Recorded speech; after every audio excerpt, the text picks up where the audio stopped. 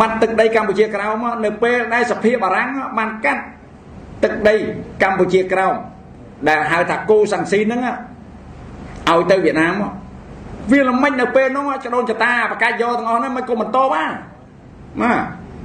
មិនក៏បន្តបានទៅនៅពេលហ្នឹងបន្តបាននៅពេលហ្នឹងវាអត់មានរឿងកម្ពុជាក្រោមដូចសពថ្ងៃទេណាគាត់បារម្ភថាខ្លាចបាត់ខេត្តទាំង4នេះទៅឲ្យវៀតណាមតើរាជរដ្ឋាភិបាលនេះចាំបាច់ត្រូវកាត់ខេត្ត4ទៅឲ្យវៀតណាមទេឥឡូវនេះគឺមានការគៀងគើមនុស្សឲ្យធ្វើបាតុកម្មដើម្បីទាមទារឲ្យរាជរដ្ឋាភិបាលលុបចោលនៅគម្រោងអភិវឌ្ឍនៅភូមិភាគឦសានរវាងកម្ពុជាឡាវជាមួយនឹងវៀតណាមបាទគឺប្រមូលផ្ដុំមនុស្សថាទាមទារឲ្យរាជរដ្ឋាភិបាលលុបចោលគម្រោងអភិវឌ្ឍកម្មវិធីគម្រោងអភិវឌ្ឍនេះដោយបារម្ភទី1បារម្ភនឹងបងប្អូនយើងមិនថាគេថាខ្ញុំទេដូចតែគ្នារឿងទឹកដីគាត់បារម្ភថាខ្លាចបាត់ខេត្តទាំង4នេះទៅឲ្យវៀតណាមគាត់បារម្ភប៉ុន្តែលើកពីបារម្ភគឺមានការចោទប្រកាន់ថារាជរដ្ឋាភិបាលបានកាត់ខេត្ត4ទៅឲ្យវៀតណាមនេះគឺជាការយល់ច្រឡំហើយការយល់ច្រឡំនេះគឺកើតចេញមកពីអ្នកនយោបាយធ្វើដំណើរផ្លូវកាត់គឺគាត់ប៉ុនប៉ងគោលបំណងចុងក្រោយផុតគឺគាត់ដណ្ដើមអំណាចតាមរយៈធ្វើបដិវត្តពណ៌ប្រែកលាស់បំភ្លឹះនៅព័ត៌មានពាក់ព័ន្ធទៅនឹងគម្រោងអភិវឌ្ឍកម្ពុជាឡាវជាមួយនឹងវៀតណាមនេះវាទៅជាការធ្វើកាត់ទឹកដីទៅឲ្យវៀតណាមនិយាយបំភ្លឺអញ្ចឹងបំភោគខ្មែរនៅក្រៅប្រទេសរួមទាំងកម្មករថ្មីនេះនៅកូរ៉េនៅជប៉ុននៅសហរដ្ឋអាមេរិកនៅនូវែលសេឡង់ឲ្យធ្វើបាតុកម្មទាមទារឲ្យរាជរដ្ឋាភិបាលលុបចោលគម្រោងអភិវឌ្ឍដែលគម្រោងនេះស្នើឡើងដោយសម្ដេចអគ្គមហាសេនាបតីតេជោហ៊ុនសែននៅទីក្រុងវៀងច័ន្ទតាំងពីឆ្នាំ1999ហើយគម្រោងនេះមិនមែនជាគម្រោងលាក់បាំងទេគម្រោងនេះគណៈកម្មការសភាដឹកនាំដោយអាដាមឈៀងវុនមានទាំងគណៈបកសំរងស៊ីផងមានទាំងគណៈបកភ្លឹងទៀនផងក្នុងប្រតិភូនេះទៅប្រជុំនៅអីនេះទៅប្រជុំនៅអីចប៉ាសាគ្មានមតិគ្មានការតវ៉ាអីទាំងអស់អត់មានការបកស្រាយមានការអីទាំងអស់មានទេតែម្ដងមកហ្នឹងមនុស្សដដែលហ្នឹង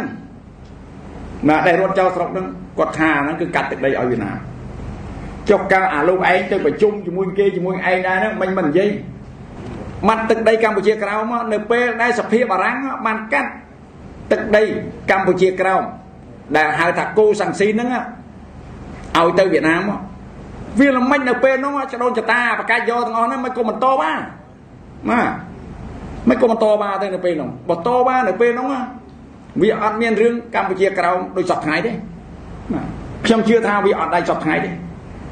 អញ្ចឹងពួកយើងដែលបន្តវេននេះយើងពិតជាបន្ត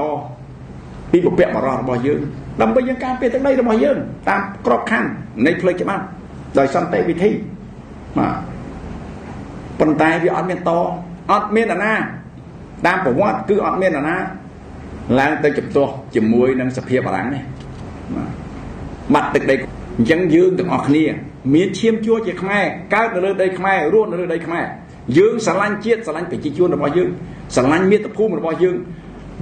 បារម្ភជាមួយនឹងការបាត់បង់ទឹកដីយើងបារម្ភណាស់ហើយរាជរដ្ឋាភិបាលដែលដឹកនាំដោយសម្ដេចតេជោបច្ចុប្បន្នដឹកនាំដោយសម្ដេចបវរធិបតី ដោយសារគិតគូរពីការខ្លាចបាត់បង់ទឹកដីនឹងហើយបានជាចរចាជាមួយនឹងវៀតណាមដើម្បីបោះបង្គោលព្រំដែនឥឡូវយើងបោះបាន 84% ហើយដែនគោកនៅសល់ 14% ទៀតដែលមិនទាន់បានឯកភាពគ្នានៅឡើយទេឧទាហរណ៍ដូចជានៅតំបន់ដាក់ដាំព្រោះនៅក្នុងសេចក្តីសម្រេចរបស់ទេសាភិបាលឥណ្ឌូចិនបារាំងបានបែងចែកកូសាំងស៊ីនកម្ពុជាក្រោមជាមួយខ្មែរគឺសរសេរថាការបែងចែករវាងទឹកដីកម្ពុជានេះ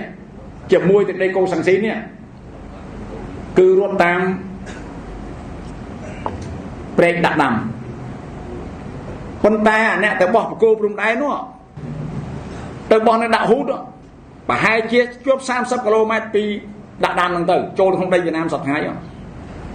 ឥឡូវនេះវៀតណាមប្របួលថាឥឡូវចែកគ្នាពាក់កណ្ដាលអាដីហ្នឹងរាជរដ្ឋាភិបាលយើងអត់ព្រមទេចែកមិន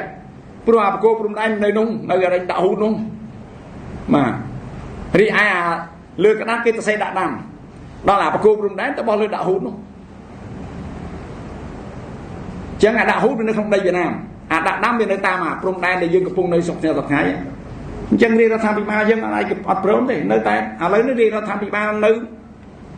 នៅចរចាហើយទាមទារសុំឲ្យទៅបារាំងដើម្បីបារាំងអ្នកមកធ្វើការមើលបារាំងឯងអ្នកគូតាបារាំងឯងអ្នកបែងចែកឲ្យបារាំងមកនិយាយបារាំងអត់ទាន់ហ៊ានចេញមកផងបាទចឹងយើងរាជរដ្ឋាភិបាលរបស់យើងបោះគង់ទៅឲ្យដីមកខេត្តភូមិភាគឦសានតែមិនកុំឲ្យអាដាក់ដាំដាក់ហ៊ូតនឹងទៅឲ្យអាដាក់ហ៊ូតឲ្យវៀតណាមទៅមកទៅចាំបាច់តវ៉ាធ្វើអីបាទ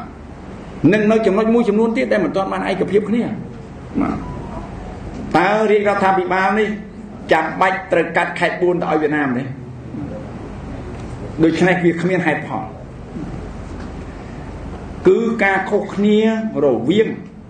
សន្ធិសញ្ញានៃការកាត់ទឹកដីហើយនឹងគម្រោងកម្មវិធីអភិវឌ្ឍខុសគ្នាណា